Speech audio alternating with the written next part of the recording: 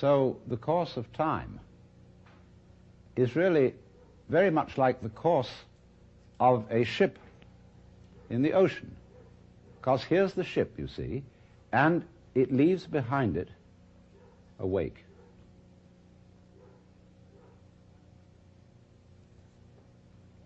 And the wake fades out. And that tells us where the ship has been, in just the same way as the past and our memory of the past tells us what we have done.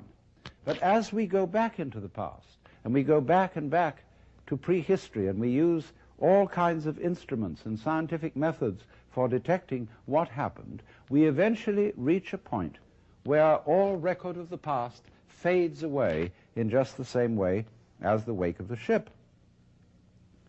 Now, the important thing to remember in this illustration is that the wake doesn't drive the ship any more than the tail wags the dog.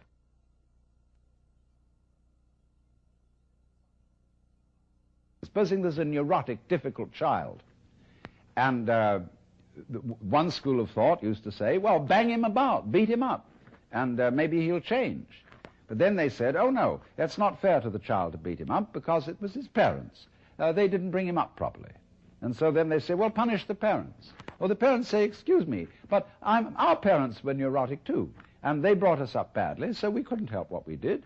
And so since the grandparents are dead, we can't get at them. And in any case, supposing we could, we would pass the whole blame back to Adam and Eve in the Garden of Eden. And they started all this mess.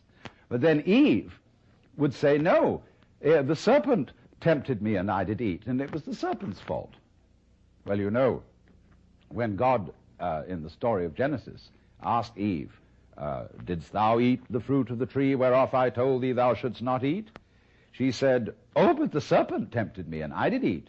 And God looked at the serpent, and the serpent didn't make any excuse. He probably winked. Because the serpent, being an angel, was wise enough to know where the present begins. So you see, if you insist on being moved, being determined by the past, that's your game. But the fact of the matter is, it all starts right now. But we like to establish a connectivity with the past,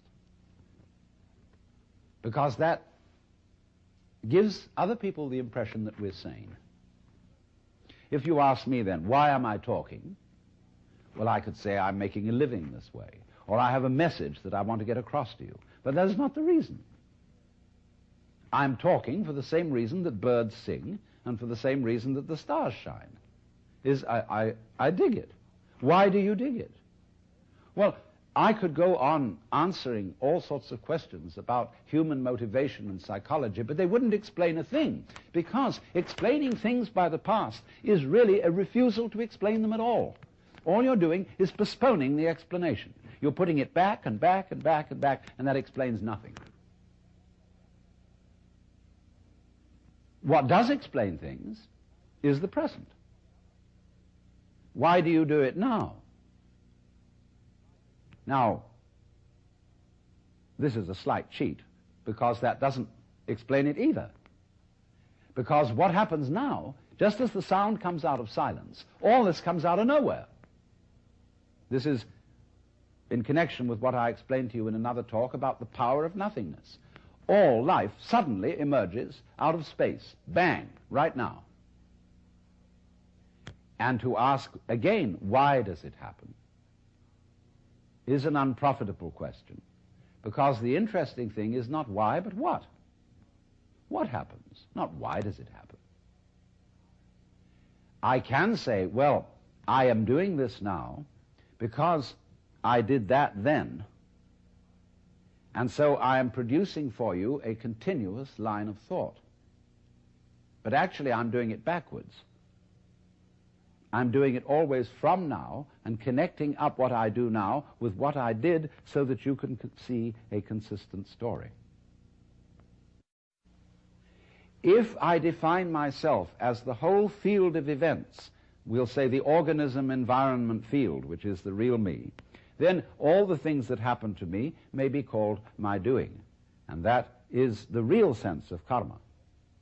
But when we speak about freedom from karma, freedom from being the puppet of the past, that simply involves a change in your thinking. It involves, in other words, you're getting rid of the habit of thought whereby you define yourself as the result of what has gone before, and instead get into the more plausible and more reasonable habit of thought, in terms of which you don't define yourself in terms of what you've done before, but in terms of what you're doing now. And that is liberation from the ridiculous situation of being a dog wagged by its tail.